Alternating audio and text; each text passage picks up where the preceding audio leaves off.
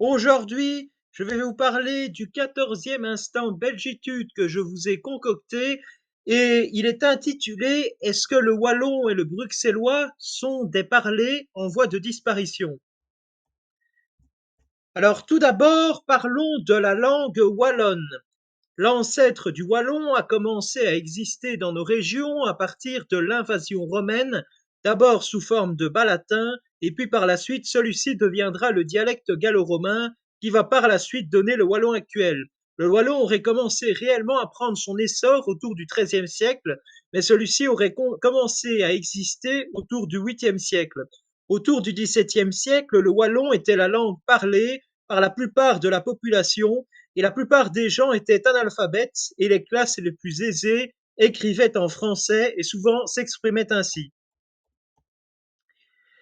Le wallon est en déclin. Il n'échappera à personne que cette langue qui fait encore parler à près de 90% au siècle dernier est quasiment déteinte. Même si celle-ci n'est pas la seule en Wallonie, car nous comptons aussi le champenois, le gomet et le picard, et dans le wallon, il y a le dialecte wallon liégeois et le wallon picard, le wallon lorrain et le wallon namurois.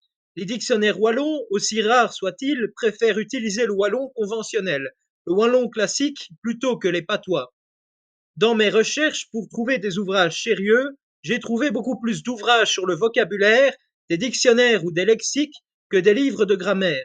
Comme je vous l'avais expliqué dans mon instant de Belgitude numéro 5, qui expliquait pourquoi la Flandre est de droite, je vous avais expliqué que, en effet, la Wallonie est de gauche, étant donné qu'elle n'a pas d'identité historique, car celle-ci est une construction récente. Le wallon donne moins envie d'être appris par les gens que le flamand en Flandre, où il y a tout un récit historique, et aussi parce que les Wallons préférant parler français car c'est plus facile à l'international, tandis que les Flamands, même si l'anglais est plus pratique, arrivent très bien à conserver leur langue. Alors, à l'heure actuelle, il n'y aurait que 360 000 personnes, en tout cas en 2022, de la source que j'ai pu voir, que j'ai pu analyser, qui pratiquent régulièrement dans leur vie de tous les jours la langue wallonne, soit 10% de la population actuelle de la Wallonie. La disparition progressive du wallon vient aussi de la démocratisation de l'enseignement avant la Première Guerre mondiale et des changements de paradigme socio-économiques après la Seconde Guerre mondiale.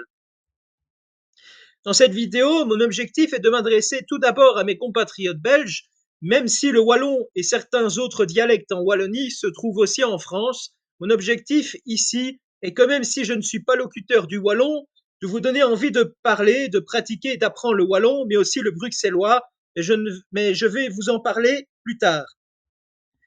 Alors tout d'abord, comment dit-on bonjour en wallon? On dit bonjour ou bonjour. C'est juste que l'orthographe s'écrit différemment. Au revoir se dit comme en français. Comment ça va? C'est mint vati. Merci beaucoup, c'est merci bramint. Désolé, c'est peineux. Et peineuse au féminin. À demain, c'est admin ou après. Bonsoir, c'est bonsoir. Bonne nuit, c'est bonne nuit. Alors, comment dit-on je m'appelle Didier? Alors, évidemment, cela dépendra des régions, mais cela pourra soit se traduire comme J m'appelle ou J m'appelle, c'est juste l'orthographe qui change, Didier. Seulement l'orthographe change, comme j'ai pu le dire là tout de suite. Et j'ai 23 ans, J ai 23 ans, ou mes 23 ans.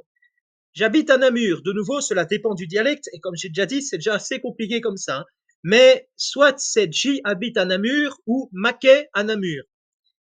Et donc, ça dépend des régions. Et concernant un entretien d'embauche, par exemple, on peut poser les questions suivantes. Avez-vous de l'expérience? Avise vos d'expérience ou t'avise des expériences. Je suis fan de la langue wallonne. J'y suis de la langue wallonne. Ou j'y suis fan de langue wallonne.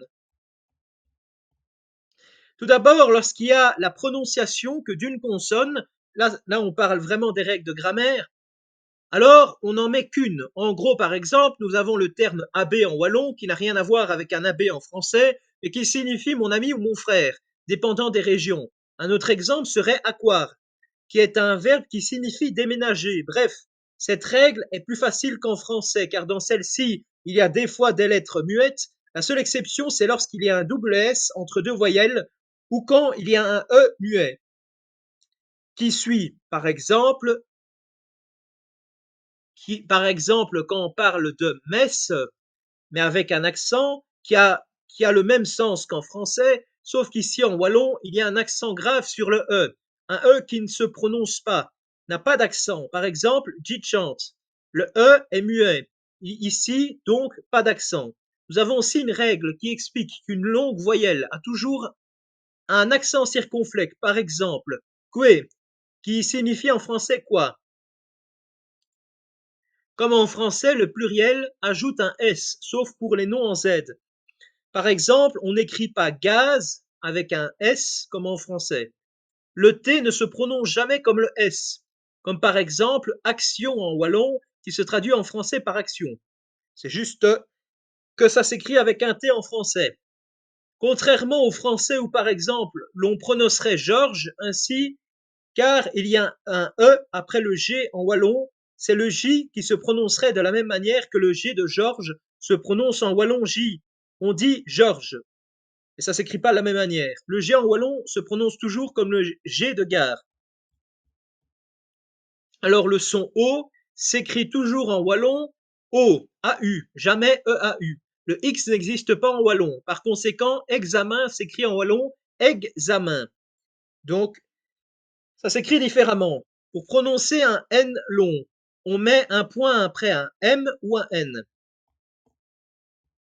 En français, nous avons les verbes de différents groupes, ceux en ER, IR, OIR, RE.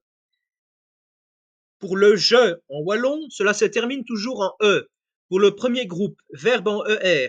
Pour le troisième groupe, verbe en I, accent circonflexe, et I, avec un accent circonflexe sur le I.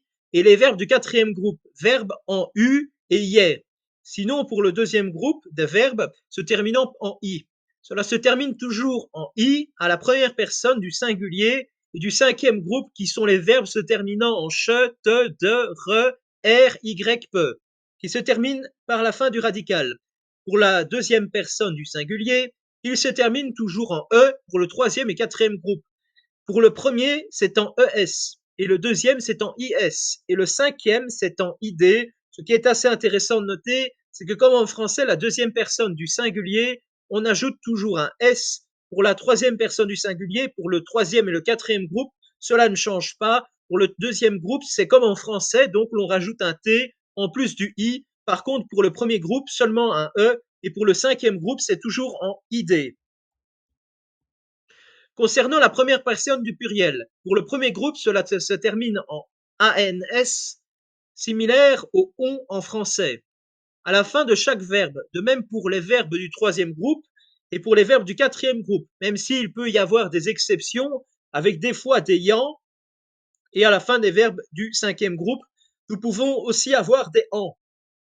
Concernant la deuxième personne du pluriel, pour tous les verbes, pour tous les groupes de verbes, cela peut se terminer en EZ, cependant il peut arriver que ça se termine en OZ.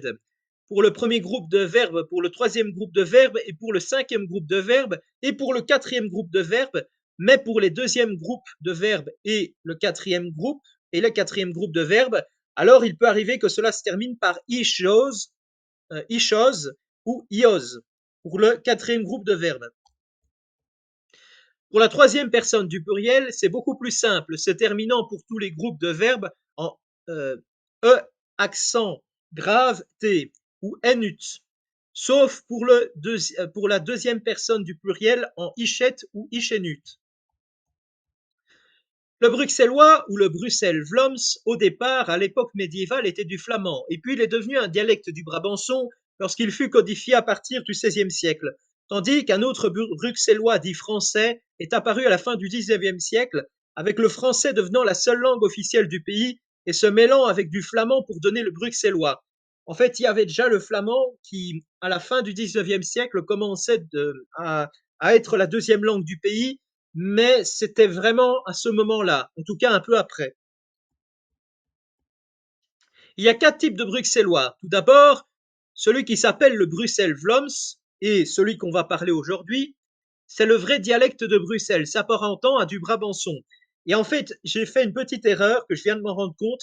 En fait, le bruxellois, quand il est apparu au 15e, 16e siècle, en tout cas, c'était une forme de brabançon. Le brabançon qui est un dialecte du flamand et le bruxellois qui est un dialecte du brabançon. Ce qui est un peu compliqué, c'est un peu Inception le truc. Le Beulemans ayant du vocabulaire français et une grammaire flamande. Le Bargoens, qui est plus un dérivé du flamand, surtout présent dans les marchés. Le Marolien, à base picarde, a certaines expressions du picard, mais aussi du Bruxelles-Vlaams. Cependant, aujourd'hui, heureusement, de très nombreuses pièces de théâtre, dont la très célèbre pièce intitulée Le mariage de mademoiselle Beulemans, et ça vient de là cette histoire de Beulemans, ont encore beaucoup de succès aujourd'hui. Et Bruxelles-Vlaams, ça signifie en bruxellois le flamand de Bruxelles, si je puis dire. Cependant, aujourd'hui, il n'y a aucun recensement officiel des langues bruxelloises. Donc, on ne sait pas exactement combien il y a de locuteurs. Mais malheureusement, les patois de Bruxelles ont tendance vraiment à beaucoup se perdre. C'est surtout les personnes âgées qui le parlent. Et c'est dramatique. Il y a beaucoup d'expressions qui sont typiquement un mélange de wallon, de français et de flamand. Cependant, au niveau de la grammaire, le bruxellois ressemble assez fort au flamand. Par exemple, en parlant évidemment du Bruxelles-Vlaams. Par exemple, dans le bruxellois, au lieu de dire il donne, donc hey geef, et pour ceux qui seraient français et qui ne parlent pas flamand, enfin qui ne parlent pas néerlandais, parce que ça, le néerlandais c'est le beau flamand si je puis dire, parce que le flamand c'est un peu le dialecte du néerlandais. Euh, et donc en gros, parce que même dire en fait le flamand, c'est faux en fait parce qu'il y a plusieurs flamands. Il y a le limbourgeois, il y a le brabançon et il y a encore d'autres types d'accents. Et donc en flamand, on dit hey geef. Le bruxellois dit hey geef, hey geef, ou lezen pour signifier le verbe lire. Une autre règle, c'est qu'à la fin d'un mot, il n'y a jamais une double consonne. Par exemple, en flamand, l'on dit he hit pour signifier qu'il mange. Mais en bruxellois, nous avons he het. À la différence du flamand classique, les voyelles longues s'écrivent toujours deux fois, par exemple ropen qui signifie crier au lieu du néerlandais qui se dit roepen. Je ne suis pas un locuteur du bruxellois, mais puisque ce dialecte est en déclin, j'aimerais lui redonner ses lettres de noblesse, tout comme le wallon, et lui permettre de continuer à exister. Voici quelques mots et expressions. Bonjour se dit salut. Au revoir, salut en de kost, notamment dans un contexte familier. Bonne nuit, slopel. De l'Est est de best. Le dernier est le meilleur.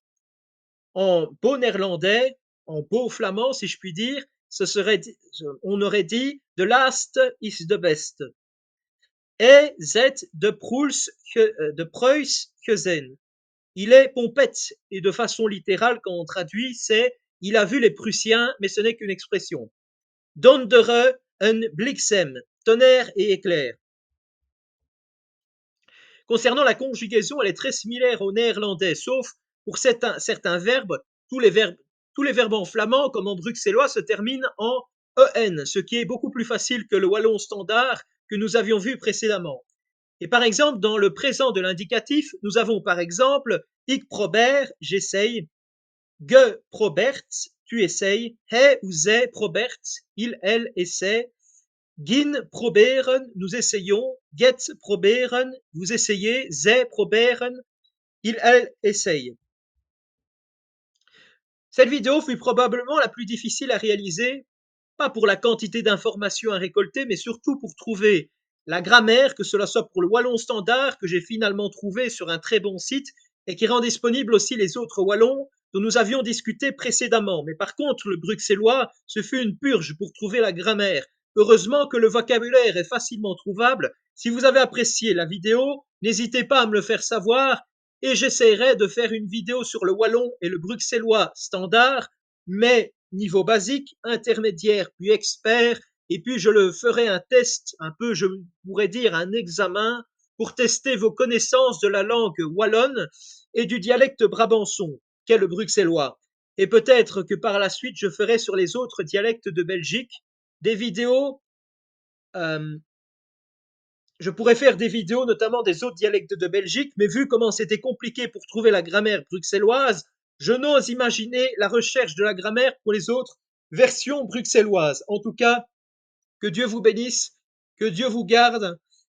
Vive la Belgique, vive l'Occident, vive la Vierge Marie, vive le Christ roi, vive le Saint-Esprit. En tout cas, à très bientôt pour une prochaine vidéo.